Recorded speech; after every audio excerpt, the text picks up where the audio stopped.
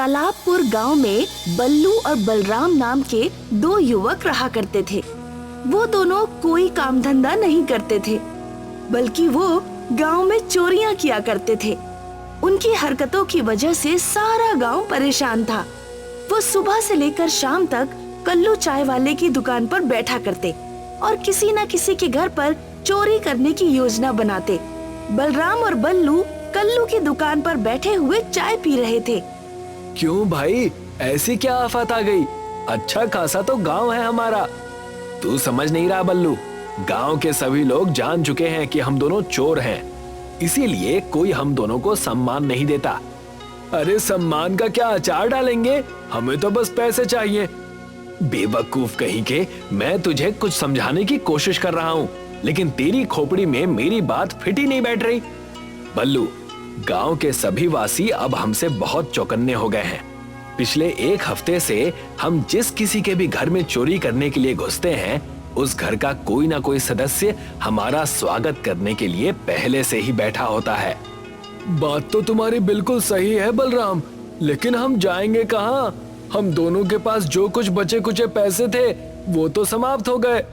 तभी वहाँ पर गांव का मुखिया आकर कल्लू से बोला, अरे कल्लू भाई, कल मेरी बिटिया की शादी है, मैं तुम्हें न्योता देने आया हूँ। आखिरकार तुम हमें कई सालों से अपने हाथ की बनी हुई चाय पिला रहे हो। मुखिया को देखकर बल्लू खुश होते हुए बोला, ये क्या मुखिया जी, सिर्फ कल्लू भाई को निमंत्रण देंगे, हमें और बलराम को निमंत्रण नहीं देंगे? तुम दोनों तो मेरे घर के आसपास भी मत भटकना।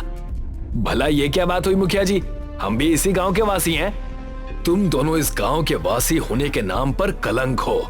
याद रखना, मैंने सिर्फ तुम दोनों की सेवा के लिए ही घर के बाहर लठैत बैठा रखे हैं। अगर तुम दोनों मेरे घर के आसपास भी दिखाई दिए तो मैं तुम्हारी हड्डियां तुड़वा दूंगा। इतना कहकर मुखिया क्रोधित होकर वहाँ से चला गया। ये मुखिया पता नहीं अपने आप को क्या समझने लगा है। सही बोल रहे हो बलराम, ये तो कल्लू भाई के सामने हमारा अपमान करके चला गया। माना कि हम दोनों चोर हैं, मगर हमारा भी कोई सम्मान है। चोर होने के साथ साथ हम इस गांव के वासी भी हैं। अगर ये मुखिया हमें निमंत्रण दे देता तो भला इसका क्या बिगड़ जाता? कोई बात नहीं बलराम, आज रात हम दोनों इस मुखिया के घर पर ही चोरी करेंगे और इसके उन लठेतों को भी देख लेंगे जो इसने हमारी सेवा के लिए बैठा रखे हैं। रात के वक्त बल्लू और बलराम मुखिया के घर के पास पहुंचकर चौकन्नी नजरों से इधर उधर देखने लगे। मुखिया ने अपने घर के बाहर कुछ आदमी बैठा रखे थे जिनके पास लाठियां मौजूद थीं, मगर बल्लू और बलराम छत पर चढ़ने में माहिर थे। कुछ ही पलों में वो दोनों मुखिया के घर की छत पर चढ़ गए।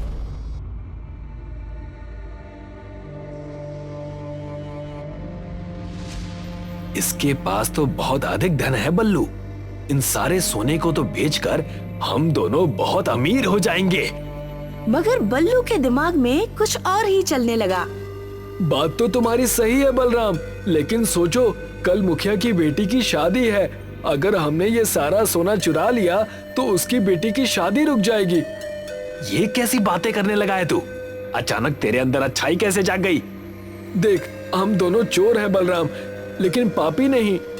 ठीक है, लेकिन अब यहाँ आए हैं तो कुछ तो चुरा कर जाएंगे। तभी बल्लू की नजर तिजोरी के साइड में रखे एक कड़े पर पड़ी जिसमें हीरे ही हीरे जड़े हुए थे। खाली हाथ नहीं जाएंगे बलराम, हम दोनों इस हीरे जड़ित कड़े को लेकर जाएंगे। मान गए तुझे मेरे दोस्त। बल्लू ने जैसे ही कड़ा उठाया तभी घर के अंदर बाहर सायरन की आवाज गूंज उठी। अजीब बात है बल्लू, हमने जब इस सोने को हाथ लगाया तो सायरन नहीं बजा, मगर जैसे ही इस कड़े को तुमने उठाया सायरन बज उठा। उससे भी ज्यादा अजीब बात यह है बलराम कि आखिर इस कड़े में ऐसी क्या बात है जिसके लिए मुखिया ने इतनी टाइट सिक्योरिटी रखी है?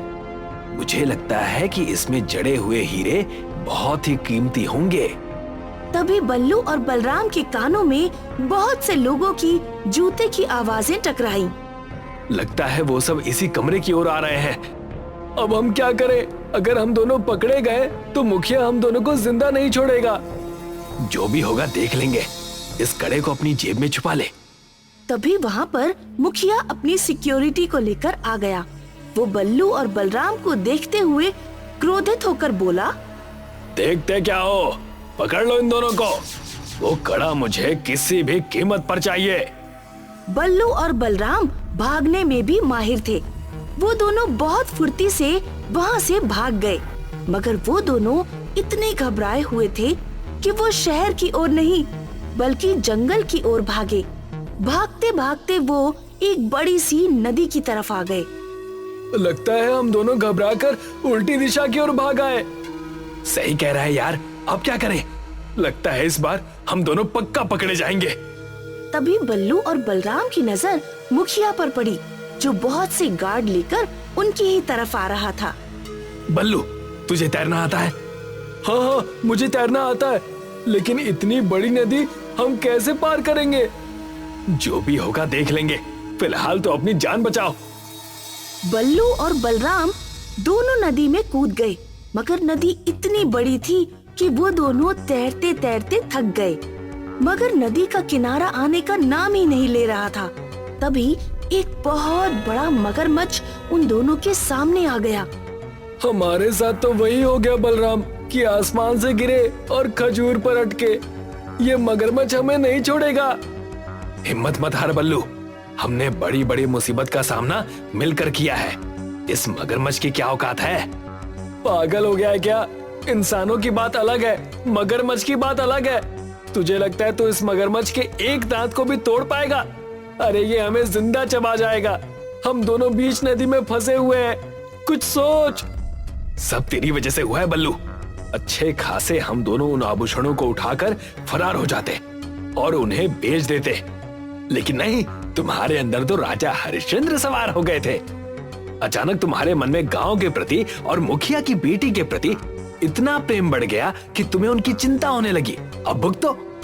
मुझे क्या पता था कि उस कड़े को उठाना हमारे लिए इतनी बड़ी मुसीबत का कारण बन जाएगा। तभी उस मगरमच्छ ने बलराम के ऊपर हमला बोल दिया। बलराम मगरमच्छ से बचने के लिए पानी के अंदर तेजी से तैरने लगा, लेकिन मगरमच्छ का एक पंजा बलराम के माथे पर लग चुका था। बलराम बेहोश होकर पानी की गहराइयों में चला गया। इधर बल्लू बलराम को पानी में तलाश कर रहा था कि तभी उसे मगरमच्छों का पूरा झुंड दिखाई दिया। बल्लू अपनी जान बचाने के लिए तेजी से नदी के किनारे पर जाने के लिए तैरने लगा। कुछ ही देर में बल्लू नदी के किनारे पर आंसू लिए खड़ा हुआ था। हम दोनों बिछड़ नहीं सकते दोस्त, मैं तुझे इस पानी में जरूर तलाश करूंगा। तुझे कुछ नहीं हो सकता। इधर बलराम को पानी के अंदर अचानक होश आ गया, मगर आसपास का मंजर देखकर उसकी हैरत की इंतहा नहीं रही। वो एक पानी के गांव में था, जहां बहुत से लोग उसे हैरत भरी नजरों से देख रहे थे। तुम्हारे सर पर अभी अभी पट्टी बंधी है। तुम्हारे ऊपर मगरमच्छ ने हमला किया था। अच्छा हुआ कि मेरी नजर तुम पर पड़ गई, नहीं तो मगरमच्छ के हमले से बहुत कम ही लोग बच पाते हैं। लेकिन ये कौन सी जगह है और तुम सब सांस कैसे ले रहे हो? सांस तो तुम भी ले रहे हो बेटा। अरे हाँ, इस बात पर तो मैंने गौर ही नहीं किया। मैं पानी के अंदर सांस कैसे ले सकता हूँ? ये सब क्या हो रहा है? कौन हो तुम लोग? बलराम गांव को आंखें फाड़ फाड़ कर देखने लगा। बलराम ने देखा कि उस गांव में सुख सुविधा की हर चीज मौजूद थी। उस गांव में खेती भी थी, स्कूल भी थे, अच्छे अच्छे मकान भी बने हुए थे। मुझे पता है कि तुम्हें अपनी आंखों पर विश्वास नहीं हो रहा, पर यकीन मानो, जब मैंने भी पहली बार इस दृश्य को देखा था तो मुझे भी अपनी आंखों पर विश्वास नहीं हुआ था। मैं आपकी बात का मतलब नहीं समझा। अगर तुम्हें मेरी बात का मतलब समझना है तो तुम्हें मेरे साथ चलना होगा इस गांव के मुखिया के घर पर। बलराम उस बूढ़े के साथ उस पानी के गांव में मुखिया के घर के अंदर चला गया। बलराम ने देखा कि मुखिया की बहुत बड़ी हवेली बनी हुई थी और मुखिया एक कुर्सी पर चिंतित अवस्था में बैठा हुआ था। अरे, तुम तो पृथ्वी के वासी लगते हो। आपने बिल्कुल सही कहा। किसी जमाने में हम भी पृथ्वी पर ही रहा करते थे, लेकिन भाग्य को कुछ और ही मंजूर था। यही बात तो मेरी समझ में नहीं आ रही मुखिया जी कि ये सब कुछ कैसे संभव हो सकता है। पानी में इंसान कुछ मिनट से ज्यादा सांस नहीं ले सकता, लेकिन आप सब तो यहाँ पर ऐसे रह रहे हैं जैसे कि आपको पानी से कोई फर्क ही नहीं पड़ता, और मैं भी यहाँ पर सांस ले पा रहा हूँ। कृपया करके इस रहस्य से पर्दा हटाइए। दरअसल तुम जितने भी लोगों को देख रहे हो वो सब किसी जमाने में जिंदा थे। इनमें से अब कोई भी जिंदा नहीं है, हम सब शापित हैं। मुखिया की बात सुनकर बलराम फटी फटी आंखों से मुखिया को देखते हुए बोला, तो क्या मैं भी शापित हो गया हूँ? नहीं, तुम शापित नहीं हुए। तुम तो जरूर बहुत ही दयालु भाव के व्यक्ति हो, वरना तुम इस शापित गांव में नहीं आ पाते। इस गांव को सिर्फ वही देख सकता है जिसका मन इस पानी की तरह साफ हो। शायद आपको किसी ने गलत जानकारी दी है मुखिया जी, मैं तो एक चोर हूँ। चोरी तुम शायद मजबूरी में करते होगे, पर तुम्हारा मन अभी भी साफ है। हम सारे गांव वासी पिछले 50 सालों से उस व्यक्ति का इंतजार कर रहे हैं जो हमें इस शाप से मुक्ति दिला सके, मगर इन 50 सालों में बहुत से लोग आए और हमें शाप से मुक्त करने की बात बोलकर वापस चले गए और दोबारा कभी लौट कर नहीं आए। बलराम को उस मुखिया पर और गांव वालों पर बहुत ज्यादा तरस आया। मुझे बताइए मुखिया जी, आप सबको इस शाप से मुक्ति कैसे मिलेगी? मैं आप सबका साथ देने के लिए तैयार हूँ। सबसे पहले तुम्हारे लिए ये जानना जरूरी है कि हम सब शापित कैसे हुए। आज से 50 साल पहले ये गांव तालाब के किनारे पर स्थित था और मैं इस गांव का मुखिया था। एक दिन मैं जंगल की तरफ जंगल के रास्ते में भटक गया और वहां मुझे एक साधु मिले जिनके शरीर से खून निकल रहा था। दरअसल उनकी बाह में एक तीर घुसा हुआ था और साधु के हाथ में हीरा जड़ा हुआ एक कड़ा था। वो कड़ा बेहद शक्तिशाली था और जादुई भी। उस समय साधु अपनी अंतिम सांसें गिन रहा था। उस साधु ने वो कड़ा मुझे दे दिया और साथ ही साथ मुझे निर्देश भी दिया कि ये कड़ा जिस किसी भी व्यक्ति के पास रहेगा उस व्यक्ति के पास धन की कोई कमी नहीं होगी।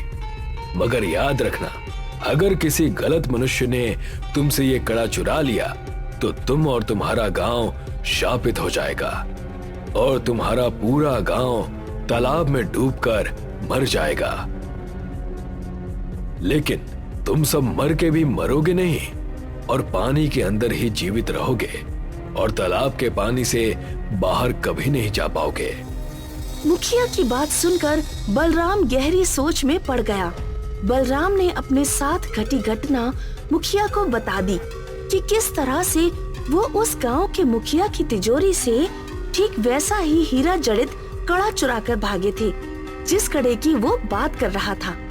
मैं जानता हूँ, दरअसल तुम्हारे गांव के मुखिया के पूर्वज डकैती किया करते थे।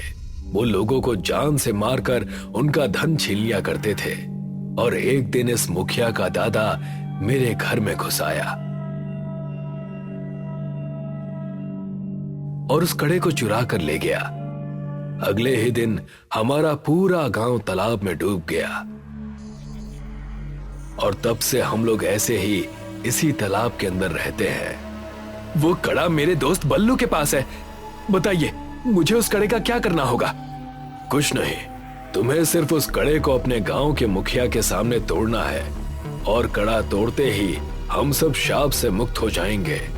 लेकिन मेरा दोस्त बल्लू पता नहीं कहाँ होगा। तालाब का मुखिया रहस्यमयी तरह से मुस्कुराता हुआ बोला, तुम्हारा दोस्त तालाब के उस पार किनारे पर बैठा हुआ रो रहा है। हम गांववासी तुम्हें उस तालाब के किनारे पहुंचा देंगे। तालाब के मुखिया ने बलराम को दूसरे छोर के किनारे पर पहुंचा दिया। बलराम ने देखा, आंखों में आंसू लिए हुए तालाब को ही देख रहा था। बलराम को देखकर बल्लू प्रसन्न हो गया। बलराम ने एक ही सांस में सारी घटना बल्लू को बता दी। हमें उनकी मदद करनी चाहिए। सही कहा बल्लू, चलो मुखिया के पास चलते हैं। इधर मुखिया अपने आदमियों के साथ क्रोधित अवस्था में बैठा हुआ था कि तभी बल्लू और बलराम उसके सामने आ गए। तुम दोनों ने मेरी नाक में दम कर रखा है। सीधी तरह से वो कड़ा मेरे हवाले कर दो, नहीं तो अंजाम अच्छा नहीं होगा। हम सब कुछ जान गए मुखिया, तुम्हारे धनवान होने का राज भी और तुम्हारे पूर्वज डाकू थे इस बारे में भी। पकड़ लो इन दोनों नमूनों को और मार मार कर हालत खराब कर दो। तभी बल्लू ने अपनी जेब से वो कड़ा निकालकर जमीन पर बुरी तरह से पटक दिया। कड़ा चकनाचूर हो गया और उसमें जड़ित हीरे गिर पड़े और कुछ ही देर में उस तालाब के सारे वासियों की आत्माएं निकलकर बाहर आ गईं। वो सभी गांववासी शाप से मुक्त हो गए और मुखिया नजरें नीची करके चला गया।